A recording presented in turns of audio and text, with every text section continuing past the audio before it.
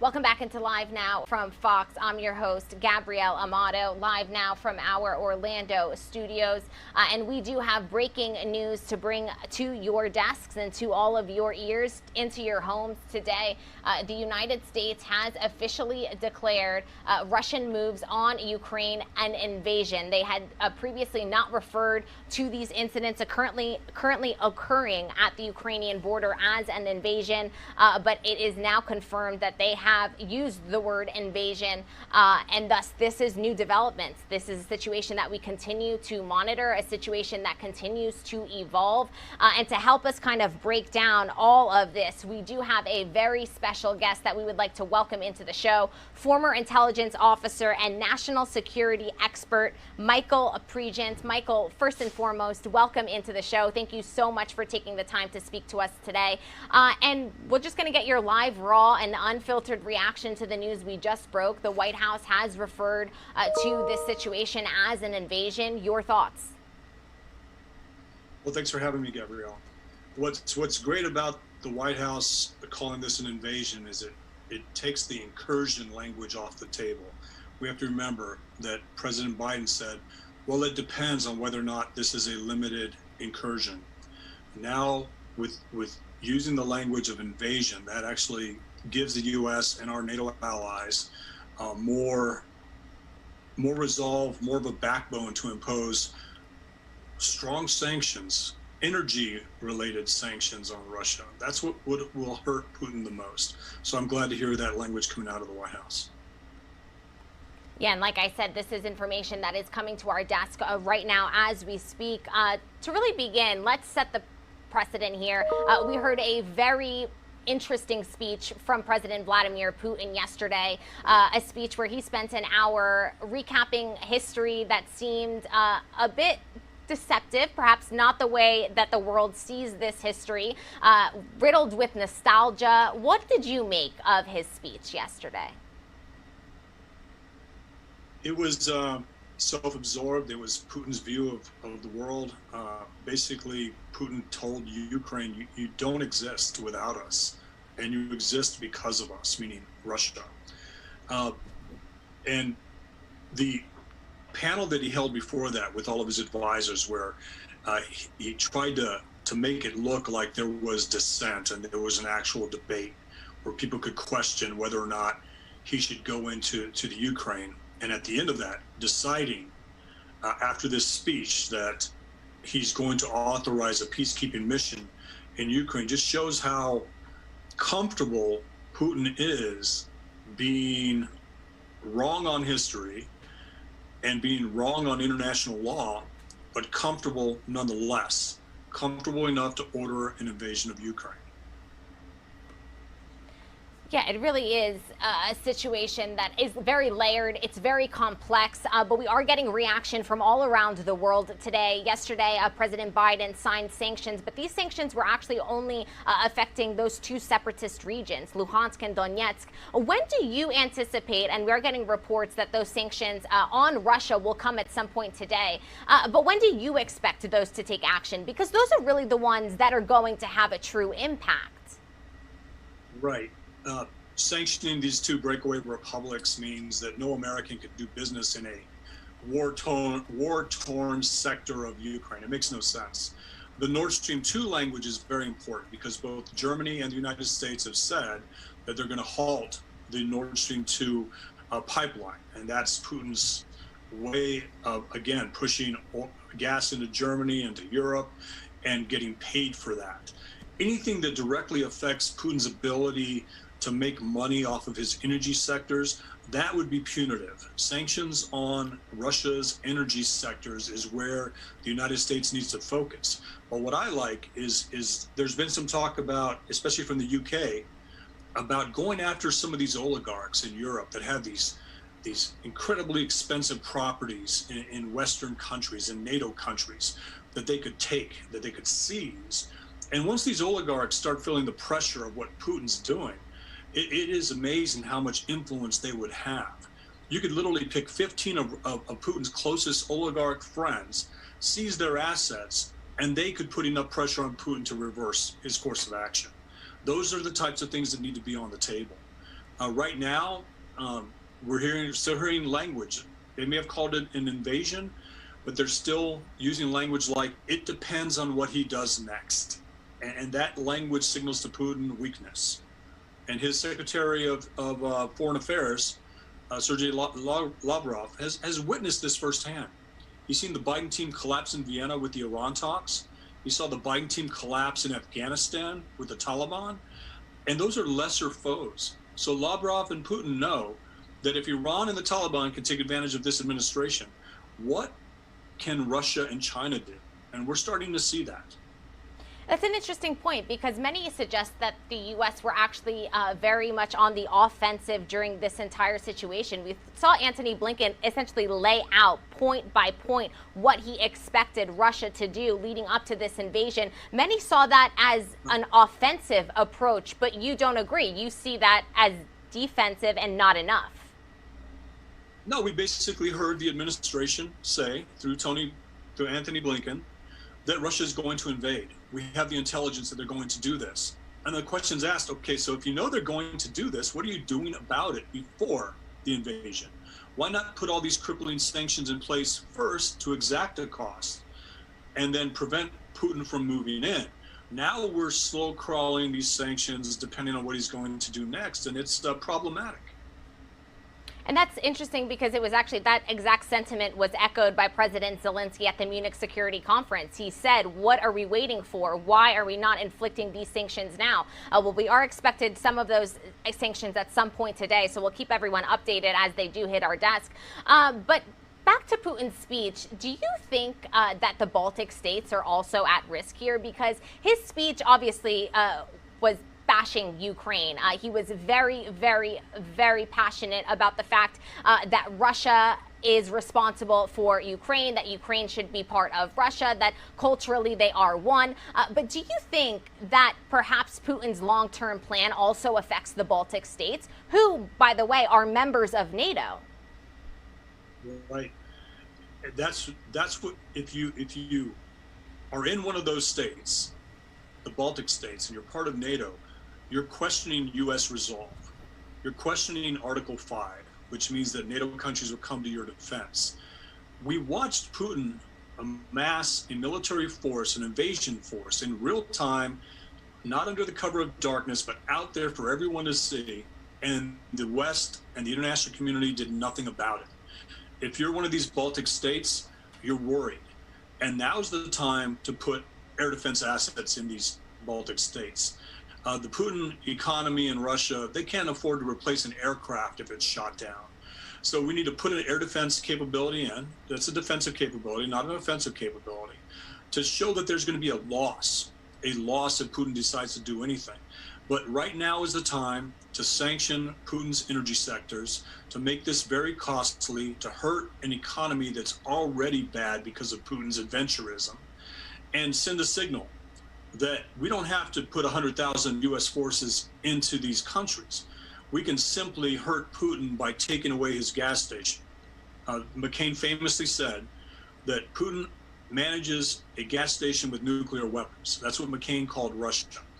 And the way to hurt Putin is to go after the energy sectors and to go after these oligarchs' assets. They would put so much pressure on Putin that he would back down now and wouldn't look at doing more to expand Russia's reach in those Baltic states. Well, those types of sanctions, we are seeing them in action across Europe. The European Union highlighting a plan and working on a plan that should be released tomorrow morning, targeting 27 individuals, businesses, and entities. Right. So it does kind of correlate with what you're saying you would suggest to do in this situation. Speaking about Americans who perhaps are in Ukraine at the moment, do you think the U.S. is doing enough to keep them safe, to keep them secure during such an unstable time? We did hear that members of the embassy were moved overnight to Poland, but it has been reported that they've been moved back to Lviv, which is obviously just about an hour and a half away from the Polish border, but they're back in Ukraine. So this is where I'm in disagreement with the administration's push to get Americans out. They've also urged Zelensky to leave the country. He can't leave the country. If he leaves the country, that signals that the whole country could collapse to this Russian invasion. I would argue that the State Department, instead of moving the embassy, reinforces the embassy, not with soldiers, but with diplomats, and puts diplomats further out east to basically handle refugee issues. But the more Americans in country, the less likely Putin is to target population centers that could kill Americans. That's something we saw in Syria. Putin did everything he could not to have a conflict with the U.S. and Syria. Putin was worried about the U.S. response. The United States killed 250 of his mercenaries, and Putin didn't have a response because he was worried about escalation. Keeping Americans in Ukraine, urging Zelensky to stay in Ukraine, would actually deter Putin's further aggression. He does not want to kill an American. You do that, that's a red line. For a Democrat president and a Republican president, it's a red line. And I think that's what I would urge, is that we don't leave. We just in more Americans, not uniformed Americans, just diplomats, have a presence on the ground that makes this very costly if Putin's accidentally, whether it's his separatists or whether it's his invading force, kills an American. Well, speaking of diplomats, my next question is, do you think that diplomacy at this point is off the table? I know officially it is always on the table, but it does appear that that window is narrowing. What are your thoughts on dialogue and diplomacy still working at this point? Well, diplomacy only works if a military option's on the table. And I'm not talking about an invasion, but I'm talking about giving the Ukraine what they asked for. They asked for more offensive capabilities, tanks, anti-tank weapons, and air defense assets. If you are willing to use the military option by supplying offensive and defensive weapons to the Ukraine, then diplomacy is more likely to work. And diplomacy only works when you understand how your enemy thinks.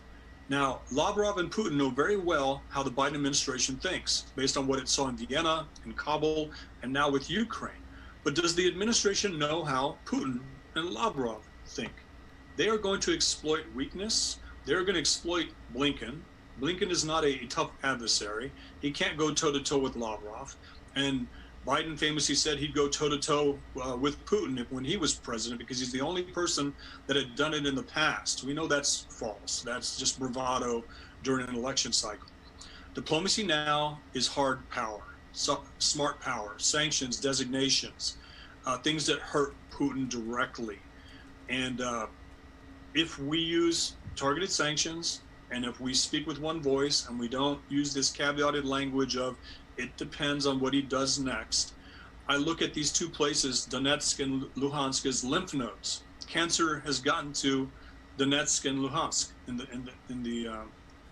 this initial incursion or invasion, and cancer doesn't stop once it gets to the lymph nodes. It continues.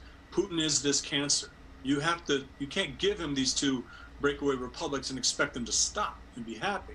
He sees 2 more years to get all he can, because that's how long the administration has if it doesn't get reelected, 2.5 years. And Putin, China, and Russia are all, Iran, China, and Russia are all trying to get all they can. And we're seeing that now. What message does this send to China when it comes to Taiwan? This is 2.5 years of chaos that we're about to see. It certainly is a situation that not only has implications in this direct situation, but one that could have a domino effect in other world issues, just as you were highlighting. What do you ultimately think that Putin's end goal is here, as an expert in the area? Well, he's going to be allowed in, and then he's going to put pressure on Europe to cave on the sanctions that target his energy sector. If they cave on sanctions, then he'll push further in. I don't think he's going to go all the way to Kiev, or Kiev is Russian, Kiev is Ukrainian. I don't think he's going to do that now, because I don't think the international community is going to allow that. But the international community is allowing this. These 2 breakaway republics are now going to be under Putin's control. And if there aren't severe ramifications, he's going to continue to push west. And you did just make a great point there that I think some of our viewers, when they watch and cover this news, they may be very confused about that pronunciation. Kyiv is the way that the Ukrainians say their capital city. Kiev is the Russian pronunciation. So technically both are correct. just as you hinted Yes. at there. Michael, thank you for that lesson. I'm sure some of our viewers don't know that, so everyone learned a little something new today. Again, as an expert in the area, what do you think, what kind of impact is this situation going to have on our viewers who are tuning in and thinking to themselves, I'm not over there, but this is certainly a situation that they themselves are going to feel in their everyday lives. Can you kind of walk us through what Americans can expect in coming days and weeks? Well, they shouldn't expect any deployment of U.S. troops to Ukraine. So that's not a concern. Most Americans are very tired of the war in Afghanistan and Iraq and Syria, and believe that because Russia went into Ukraine, that will mean the U.S. will deploy forces to Ukraine. That's not going to happen. We will send additional forces to those countries in the area, in the surrounding area, especially the Baltic states, but they'll be very small units, nothing big. What they can expect is to feel it in their energy costs. Russia supplies Europe 40% of its oil and gas. Biden shut down the pipeline here in the United States, the Keystone Pipeline, and green-lighted the Nord Stream 2 pipeline in Germany. Now that's been halted, but we're going to experience this at the gas, stations, in your energy costs, but we are not going to experience it in the loss of American boots on the ground. So there will be a short-term cost, but again, this caveated language we're hearing from the White House is if we put sanctions on Russia's energy sectors, then we're going to feel it here at home. And if we are very strong in our reaction, then we're going to experience a cyber attack here at home. And Americans should say, well, let's be preemptive, let's have countermeasures ready, and let's punish Putin, and then open up our own pipelines here in the States. Let's open up the Keystone Pipeline. The United States has the ability to offset Russia's energy output. We should do that. The Biden administration has been against that. We should go back to that. The Biden administration is importing Russian oil and gas, and that should stop immediately. Anything that hurts Putin, again, Russia has the same economy that Texas has. We need to start treating it like that. This is not going to be a nuclear escalation or anything like that.